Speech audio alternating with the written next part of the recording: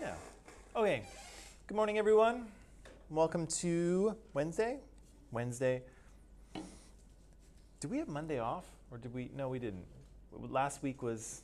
Monday off. Last week was Monday off. Okay. Jeez. Right. This week is for. Oh, okay. That's what it is. It's these short weeks are weird, right? Because they. Yeah, they're all over the place. Um, Yeah, so of course, yeah, I will remind you now that there's no school for you on Friday. It's a professional development day. It's a day for teachers to get professionally developed. So when you see me again on Monday, you'll see how much more professional I am, and you will know that that professional development was effective and well worth it. Just watch. Maybe you start speaking French. Maybe I'll start parlez-vous le français, perhaps. Maybe you already know. What's that? Maybe you already know. No, I don't. I took French in school, but I forgot it all, so. Which happens if you don't use it, right? Let me see. Okay, so yesterday we were talking about, we were finishing up our little discussion of genocide, right? So we read an article about the 8 stages of genocide. I was trying to sort of drill home the idea that genocides don't just happen, whoops, they are in the works for a long time, right? There's a lot of planning and organization that usually goes into one. And so because we know that, of course, we can identify when there's a danger of a genocide happening and hopefully intervene, right? We talked a little bit about how some of those stages manifested themselves in Nazi Germany.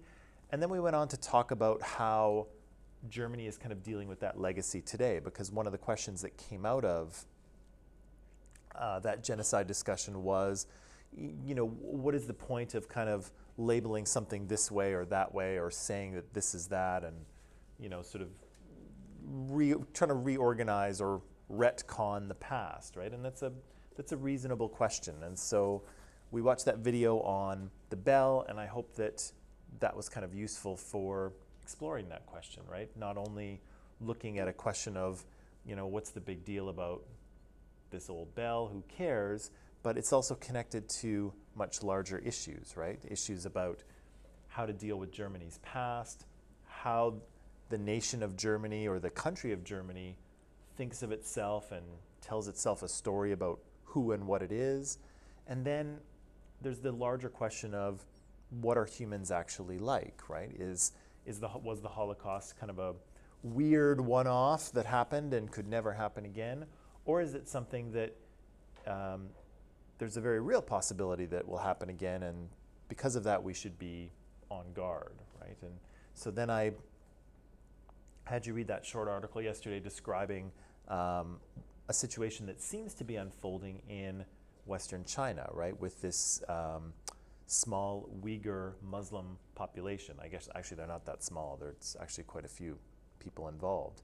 But again, we're getting reports of some of the things that we saw in Nazi Germany in terms of camps and forced labor and sterilization and torture and all of these things that the author of the article suggested are indicative of a genocide, right? And the author was calling on Canada to do certain things and to intervene, right? Which is exactly what we were talking about. And so that's kind of the question, right? Is that now it's very easy to look at the past and look at people's mistakes and say, boy, the Allies really screwed up there. They had an opportunity to intervene and they didn't, or they should have known something and they, turned a blind eye to it, right? It's very easy to see that stuff in retrospect, but it's harder to see it in the moment, right? And so I'm not asking you for any answers here, but I am asking you the question, I'm asking you to think about the question, are we at that point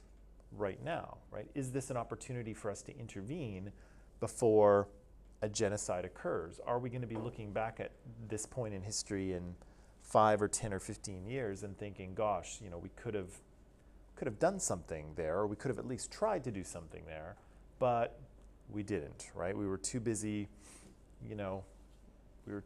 with coronavirus and paying attention to the US election or whatever, and so we didn't do anything about it.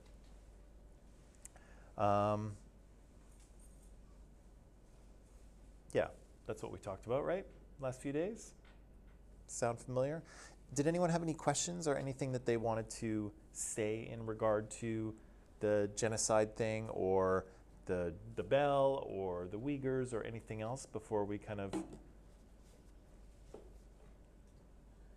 if I missed this yesterday, but why exactly were they asking help from Canada? Why Canada? Yeah. I assume that the person who wrote the article is Canadian.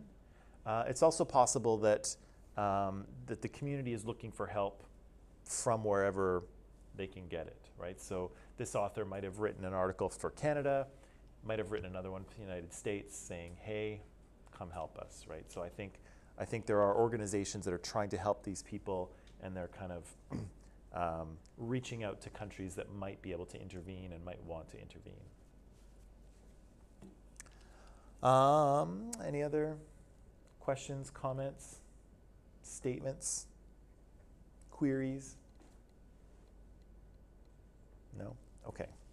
All right, so, let's say good morning to some people here. So Mike is here. Good morning, Mike. And John is here. Good morning to you. And Hadil is here. Good morning, Hadil. And Kevin is here. Hello, Kevin. And Shania is here. Hello, Shania. Okay. Right.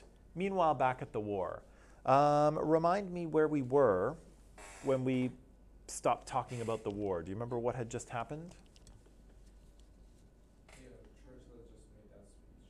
Right. So we talked about Churchill's never ever ever ever ever ever speech, and he was describing the situation in 1940 where Britain was alone and they were getting bombed by Hitler all the time, and it was totally miserable.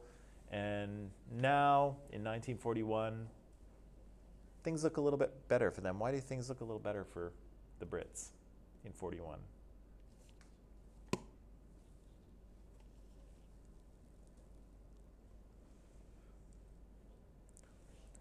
New episode of their favorite show streaming. Awesome. There's no TV shows in 1941. I'm sad, man. I'm living There's no it. TV shows, there's no streaming, there's no internet. And life was boring. No wonder they had to make wars. There were, yeah, there's nothing else to do, right? It's like, let's just have a war because we're kind of bored. They had radio programs though, so people would tune into radio programs just like they watch TV shows now. They were streaming, radio was streaming into every household in a way.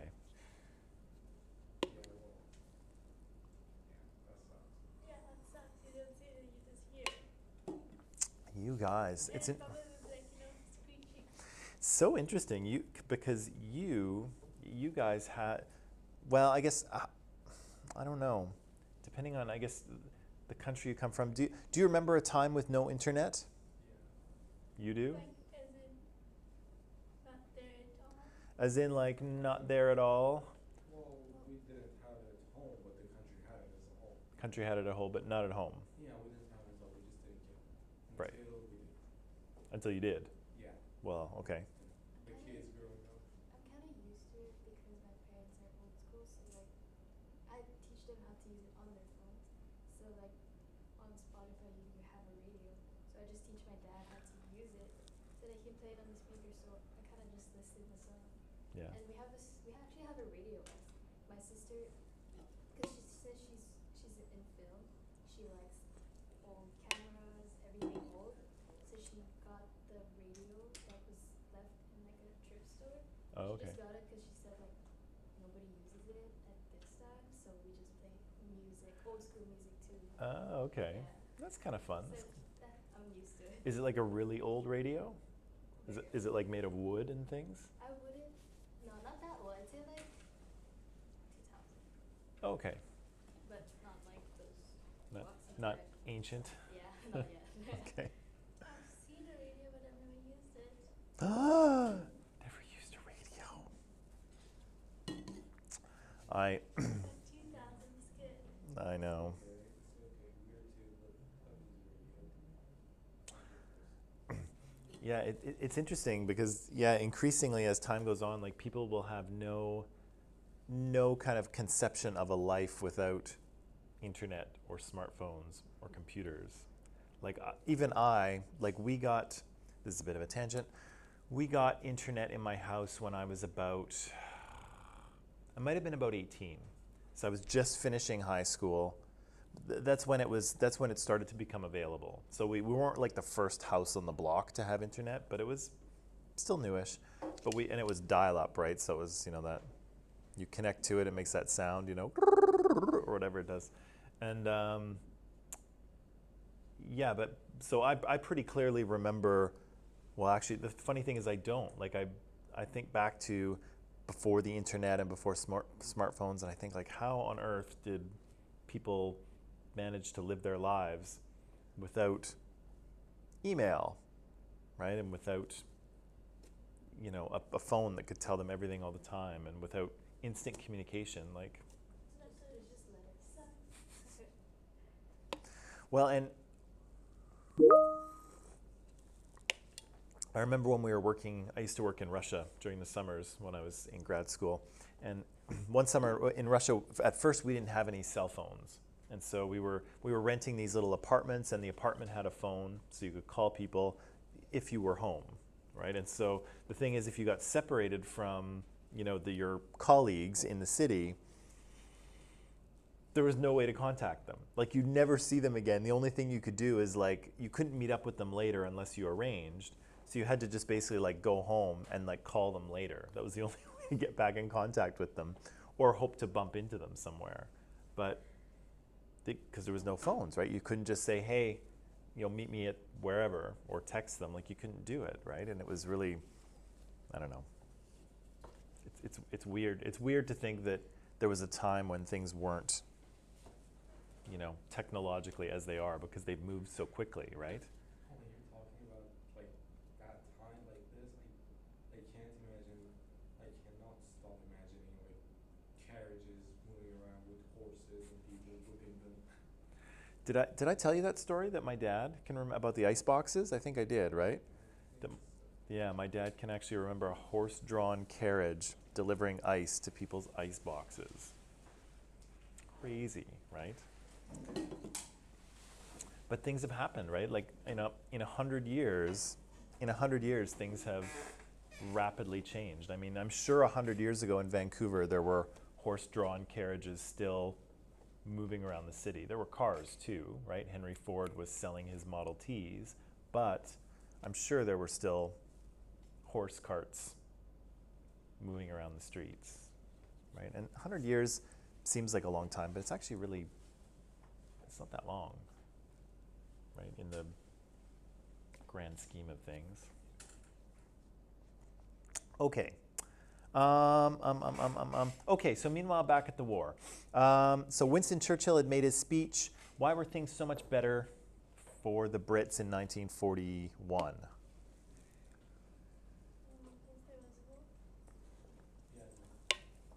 There was hope. What kind of hope? A new hope? If only. It was a new hope. It wasn't Luke Skywalker. Who was it? Or what was it? I don't know. Maybe that. Montgomery, maybe. Montgomery? Yeah. Who's Montgomery? I got a really big deal during the war. He wasn't as big of a deal as the other American guy, but he was a big deal. Oh yeah, but no, this is an even bigger deal for Britain. Bigger than Montgomery. They were lucky because Barbarossa started, and the Germans had to divert forces to the Eastern Front. Right. So in 1941, we see kind of two things happen, right? We see Hitler enact his plan called Barbarossa, right, which is a plan to attack the Soviet Union, which he does. That brings the Soviet Union into the war. It diverts a little bit of attention from Britain, which is nice, right? They get a little bit less pressure on them.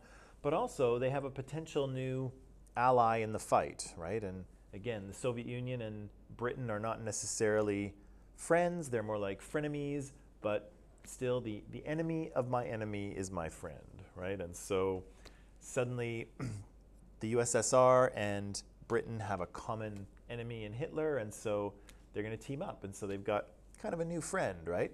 But they've got another new friend, right? Who else? Yeah, those darn Yankees, right? So the Americans joined the war. Why? Pearl Harbor, right? And we're going to talk about that maybe tomorrow or next week, maybe tomorrow. We'll talk about that. But yeah, so the Americans are going to be pulled into the war as well because the Japanese will bomb their naval base at Pearl Harbor in Hawaii. And so that will upset the Americans and bring them into the war. And so all of a sudden, the Brits, who were alone for quite some time, now have two new chums, right? Two new allies. And of course, fortunately for them, they're two very large, powerful, well-armed, reasonably well-armed allies. And so that looks good for them, right? It looks good for Britain. So we said that the USSR, or no, we said that the Nazis attacked the Soviet Union, and how did that go at first? At first. Really well, right? So the Nazis, they use their blitzkrieg, their lightning war, and they roll in really quick and they try to take over, and it works, right? And they're able to press really far into the Soviet Union. Lots of territorial gains. I'm sure they were all very excited and patting themselves on the back and saying "ya ya" and things that Germans say, I guess. But then they started to encounter some problems. And what kind of problems were they having? Like when they attacked, because they were going so fast, there were some soldiers that were left behind. Right. So their line, as they moved into the Soviet Union, didn't all move at the same speed. They were kind of going so fast that parts of the German army were faster than others, and they wound up leaving Soviet soldiers behind them, right? So now you're fighting Soviet soldiers in the front, but you got to constantly watch your back because you left a bunch of them behind you. And again, that's bad tactics, right? You want to push the line forward. You don't want to leave your enemy behind you as well.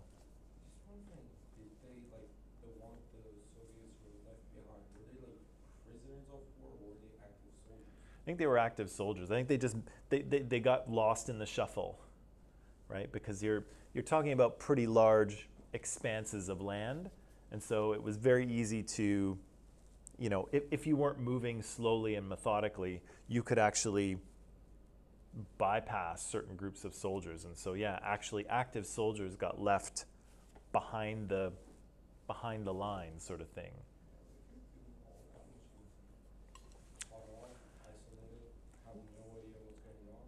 Depends how many of them there are, and you know, there's still a problem, right? There's still something you have to deal with. It's not good strategy. We can say that at the very least. But what else? They had other problems too. They had winter, right? A Russian winter is not to be toyed with, right? So they start to get into winter, and are the Nazis prepared for this winter? Do they have their Canada Goose parkas? No? Do they have any parkas? No, right? So Yeah, the Soviet campaign was supposed to be one before winter.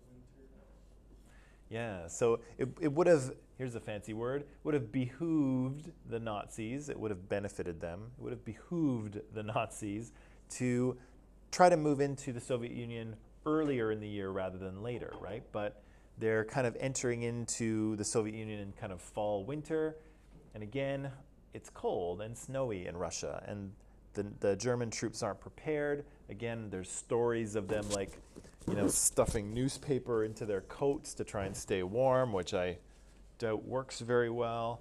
But if it's, you know, if you're going to freeze to death, I guess you do what you have to. But yeah, it's cold and the soldiers aren't prepared. Guns don't fire very well. They have taken the clothes from the dead people. Yeah, they probably took some clothes from the dead people, which is kind of gross. But again, if you're going to freeze to death, that's what you do. Still, the German army they're not prepared for winter warfare, right? And so that slows them down and makes things difficult. What else? What else? Other problems? They were going so fast, the supply didn't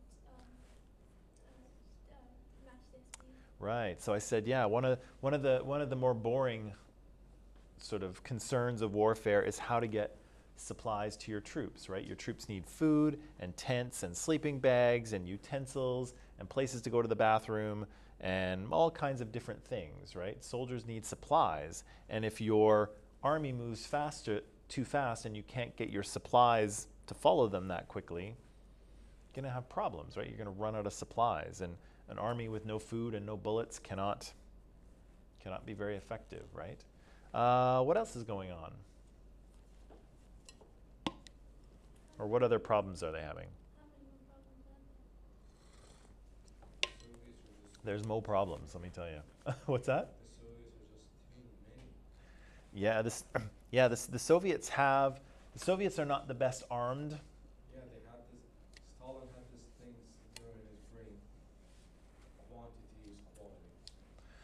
Well, and that's always been the case in kind of global conflicts for the Soviet Union, right? Or for Russia. They have a lot of people and they can mobilize a lot of soldiers. They're never really particularly well armed, but they have a lot of people, right? And so their numbers can kind of overwhelm that way, right? Let's see, anything else? Any other things? We can go back like a bit more specific to, What's that? like we can go a bit more specific to say that the Soviets did have some superior equipment. Their tanks were thinking. That they did have superior equipment? Yeah, regarding tanks, just tanks. See, the Soviets had something called a KV-1, big muscles. The Nazis at that point only had a Panzer III. Well, Much against the Soviets. and you could probably argue that at the very least, the Soviets had equipment that was designed to fight in their climate and terrain, right? Where, yeah, like I don't know too. I'll take your word for it on the tanks. I don't know enough about World War II tanks, so. But yeah, the Soviets are used to living and fighting in that kind of climate, right? The Nazis aren't prepared, and so they're gonna suffer, right? And so eventually we said they're gonna push really deep into the Soviet Union, and they're gonna try to encircle Moscow, but are they gonna be able to do it? No, right? They're gonna run out of men, and so ideally what they wanna do is encircle Moscow and starve it out, right? So eventually the people will surrender, but of course they can't close the gap, they can't encircle it, they don't have enough soldiers, and so all of their kind of progress, they're not really able to hold it, right? They're not able to hold that territory because they've just gone in too fast and, you know, haven't planned and prepared their troops quite as well as they should, right? I think that's where we were, right? I think that's where we left off. Okay, so that said, I have some reading for you to do. So a few pages of the text to read. For online people, it's in Microsoft Teams for you to look at. So let me give you 15 minutes, and we'll see where we are after 15. Okay.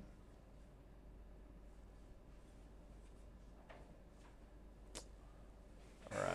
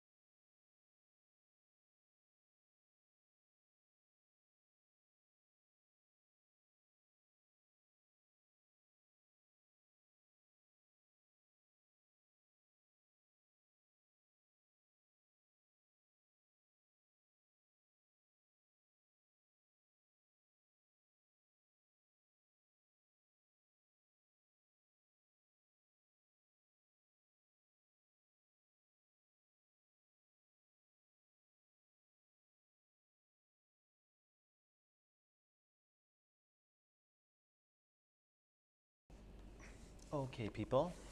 So we've been working hard for a little bit. Let's take a break, and then when we come back, we'll talk about the questions, okay?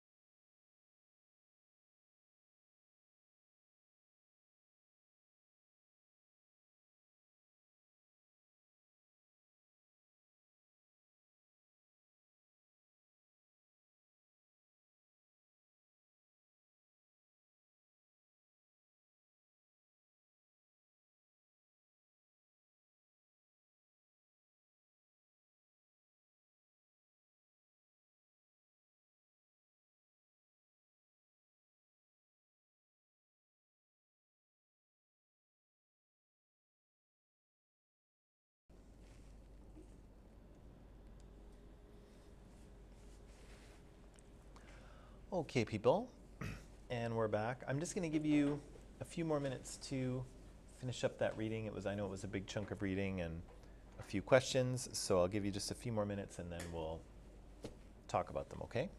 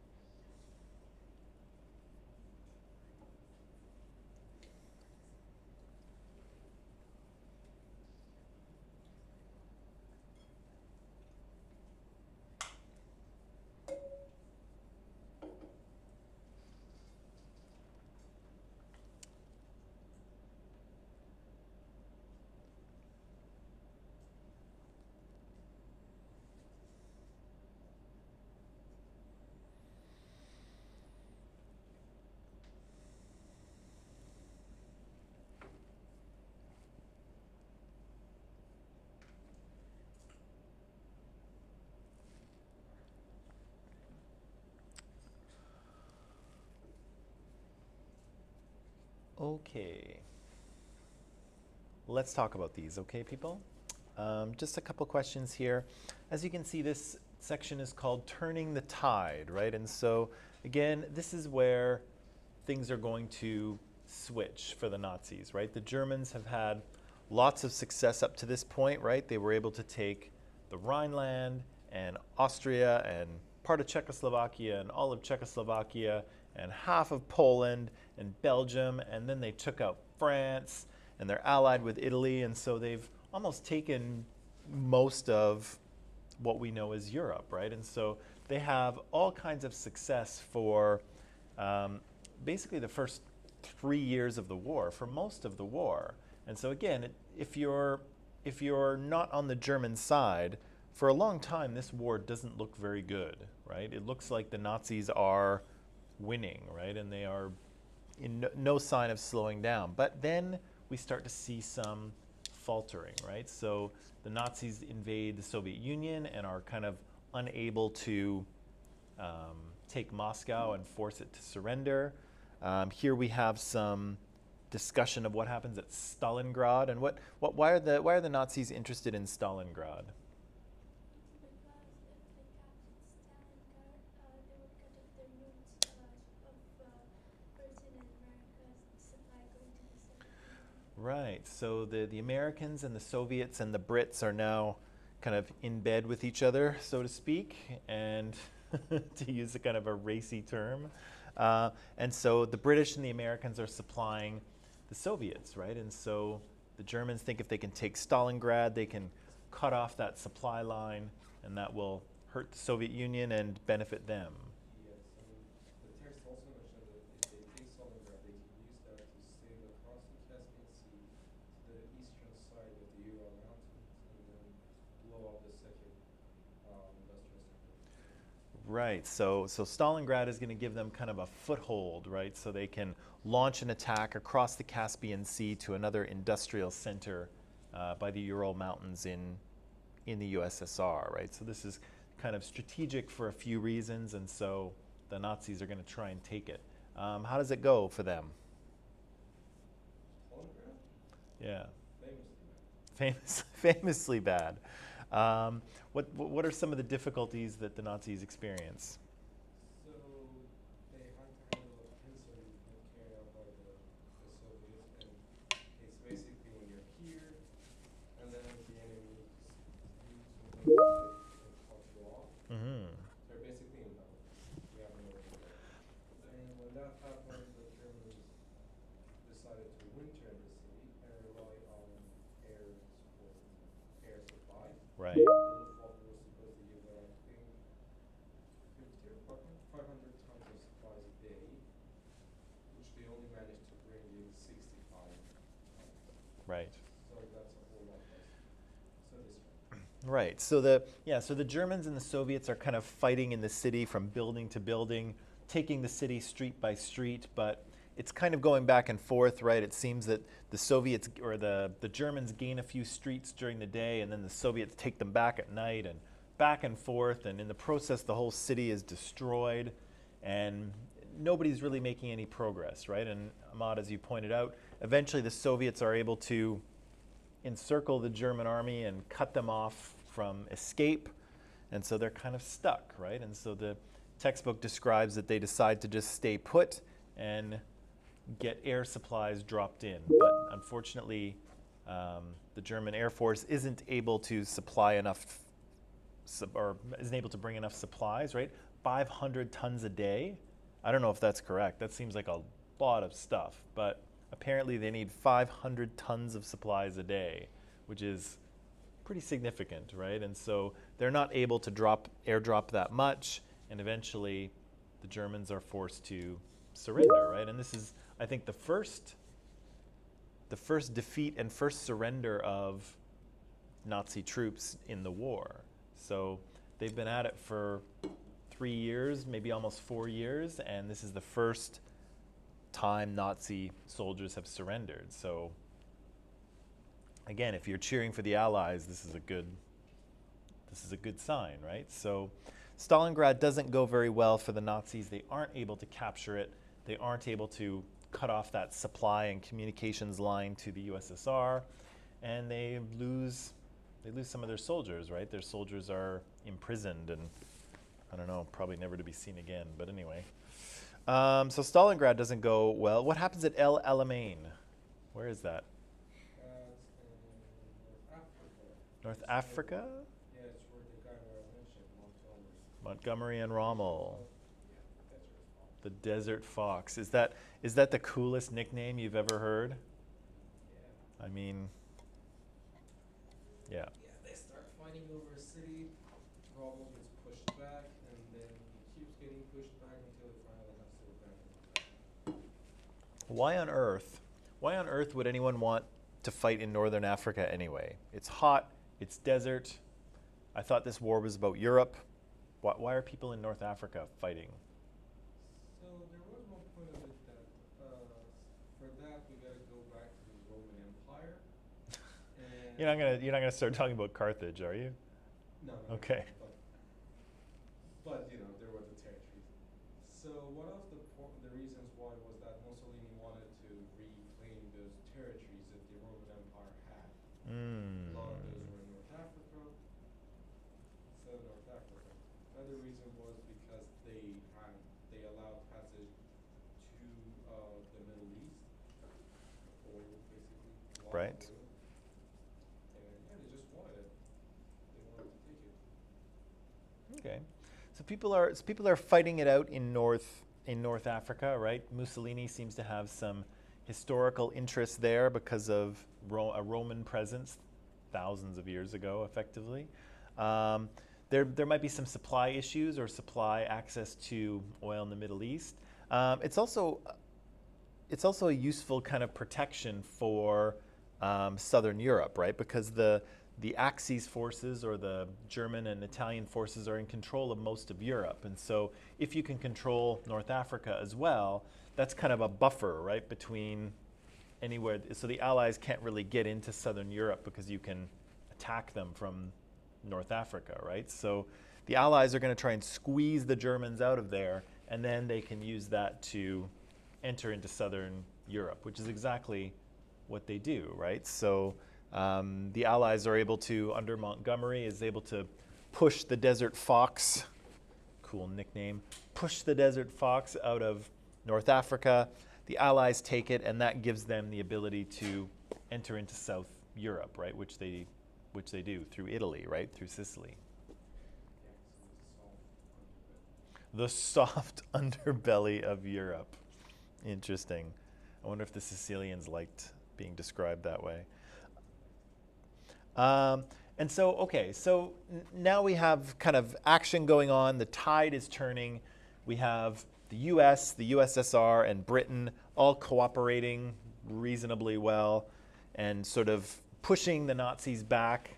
And these leaders start to have meetings, right? So at first we have Winston Churchill, who we're familiar with, Joseph Stalin, who we're not entirely familiar with, but we will be. And we have FDR, Franklin Delano Roosevelt, who's the American president at the time. And so they attend a few meetings to sort of iron out strategy and try to get on the same page, which of course they're not entirely, right? So they first they meet in Casablanca, right, which is in, why is the name escaping me? Morocco. Casablanca is in Morocco, so it's the northwest kind of tip of Africa. And so what do they discuss in Casablanca? Also a classic movie.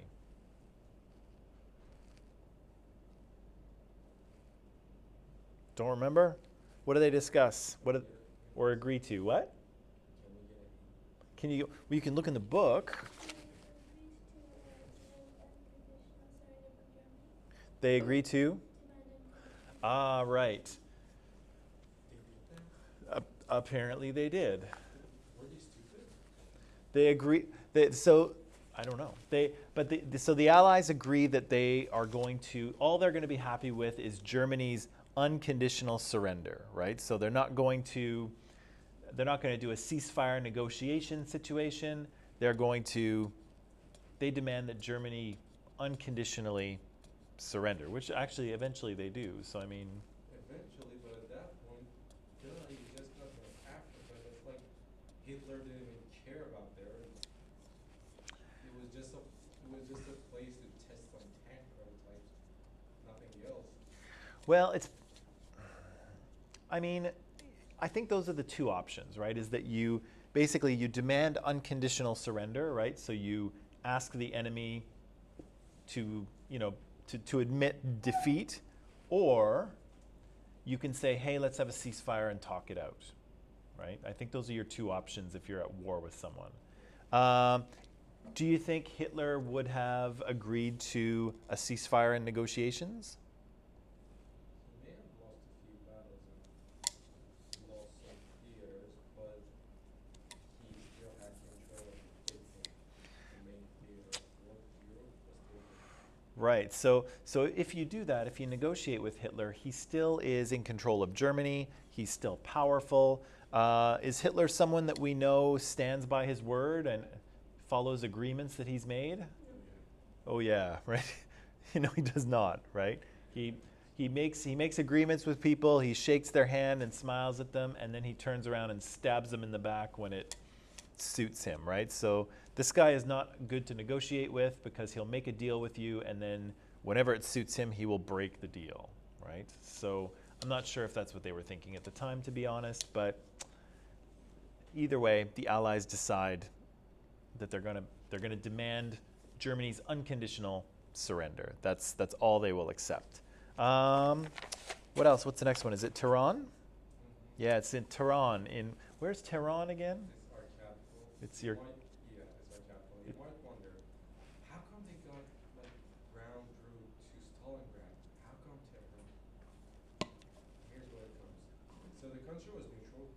We were a bit leaning towards the Nazis because of the whole Aryan race thing. Mm, But we were generally neutral, and the Soviets needed supplies. The British needed to resupply them. And here's what happened. So they came up to the Shah and told him, "You gotta let us through." He said, "No." So they told him, "Okay, you got 3 days to let us through." They said, "No." They invaded it. They just invaded a neutral country just because they won. yeah. And nobody was paying too much attention to Iran at that point. Yeah. Well, and that'll come up later, right? Because both the British and the Soviets will be in Iran, and the Soviets initially won't want to leave, but we'll get to that later. Right. So the Allies are meeting in Iran, in Iran and Tehran. Are all 3 leaders there? Okay. What do they agree to? They used to leave Eastern Europe. To what? To leave Eastern Europe to the Soviet Union.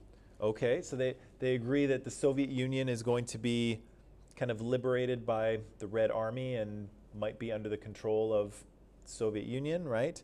And I think, is that where they mentioned that Winston Churchill is kind of cautioning and saying, hey guys, I don't think this is such a good idea, but Roosevelt thinks that, well, it'll be okay, we'll deal with Stalin after the war? That was the second time they met. I think the first time they met, they were like, "Okay, let's leave the Balkans be, just get the rest, and they'll follow us." Right.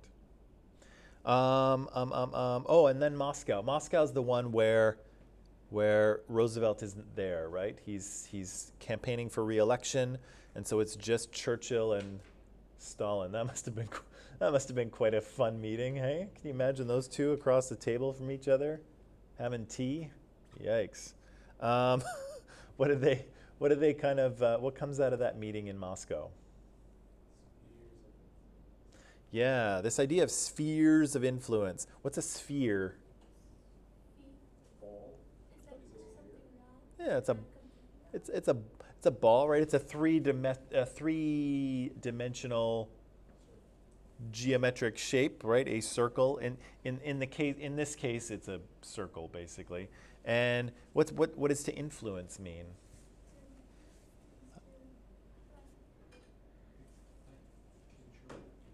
To control, to guide, to have an effect on, right? Yeah. So this is an idea that comes out of this meeting. That the Soviet Union will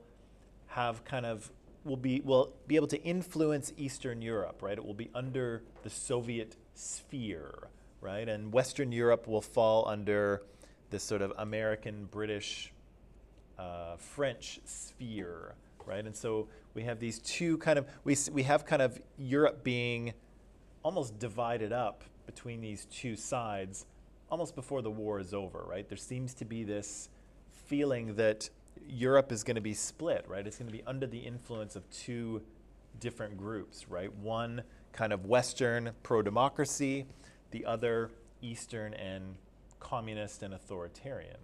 They were supposed to hold elections, which were supposed to be free. Right, and so during some of these meetings, Stalin made kind of promises that, oh yeah, these countries, these Eastern European countries, they'll have an election, they'll have democracy, don't worry, blah, blah, blah.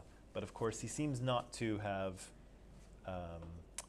he had no intention of honoring that, right? Those countries were going to be made subservient to the Soviet Union, and that's exactly the way it turned out, but we'll get there.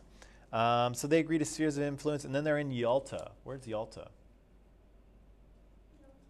Yalta. Where is it? Actually, I think I've forgotten where it is. Where is it? Somebody Google it. You've all got your computers out. Where's Yalta?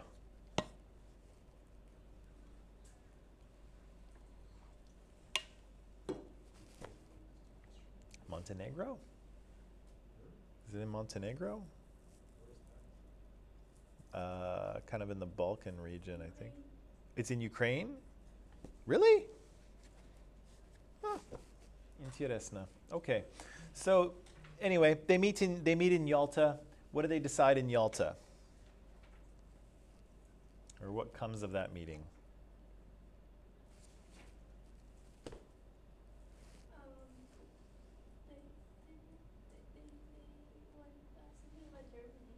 Something about Germany. Okay, yeah, probably. I'm sure Germany was on the agenda, since seeing as they were conducting a war against Germany.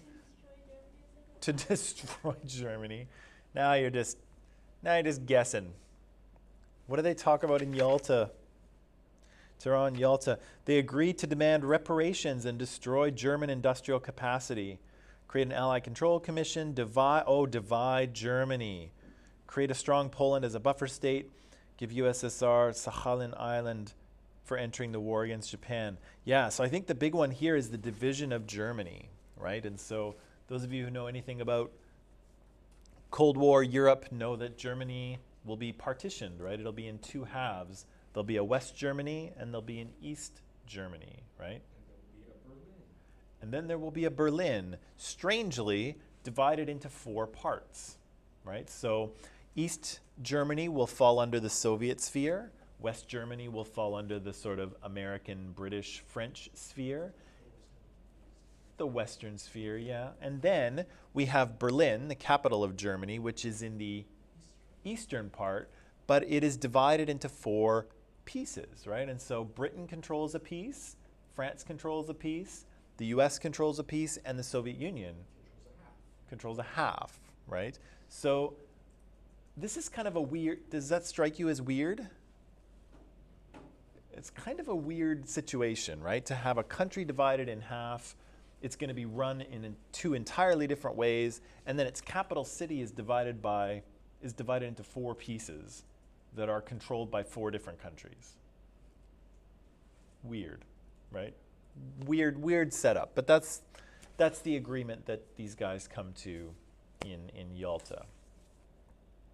So, It's in Crimea? Crimea. Okay.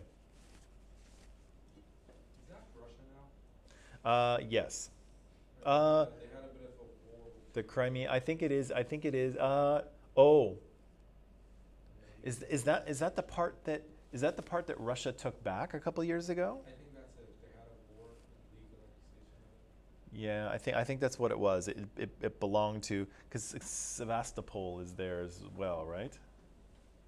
Okay, I'll have to look it up. I'm not clear, and of course I'm on camera here, so I'm just exposing my own ignorance. But anyway, which is okay. Okay, and so the last question I have for you here is, how does the Second World War change the international power structure? This is a worthwhile question. Right.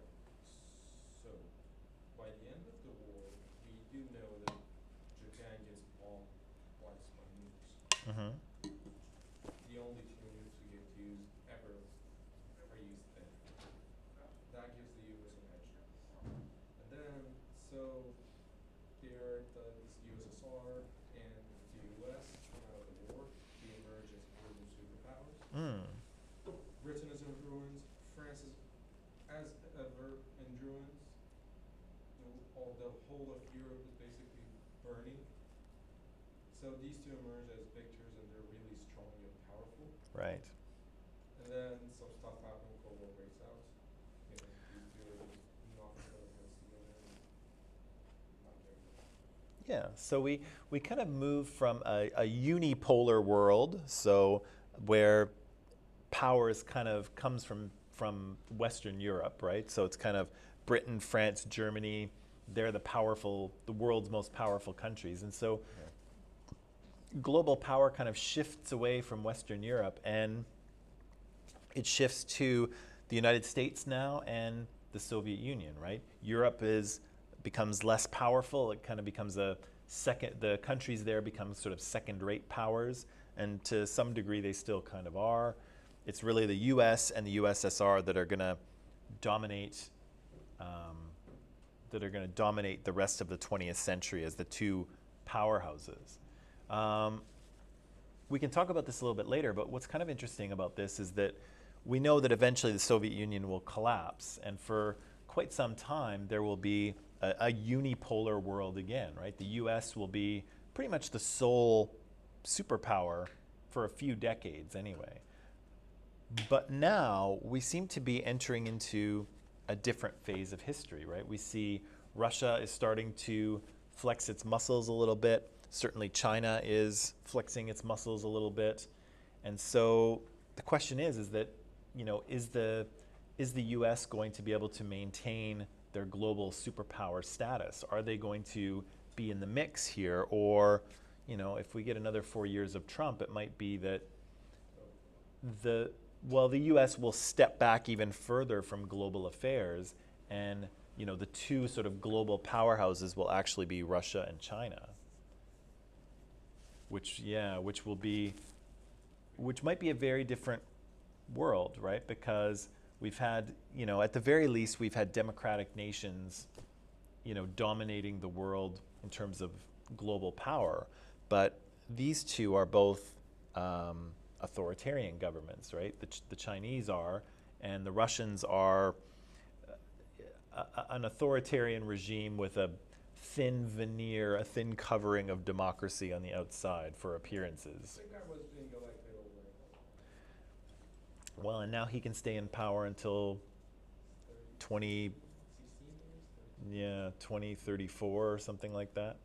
So yeah, that might be interesting. But again, here in 1945-ish, we're seeing a transition into a bipolar world, right, where we have the USSR and the US as the main global superpowers. But I wonder if we are on the verge now of entering into a different phase again, where Russia is in the mix, China is in the mix, and, you know, it remains to be seen what role the US will be able to play, right? But I think we're moving into a new phase of history now where there's going to be different global powers in charge, for better or worse.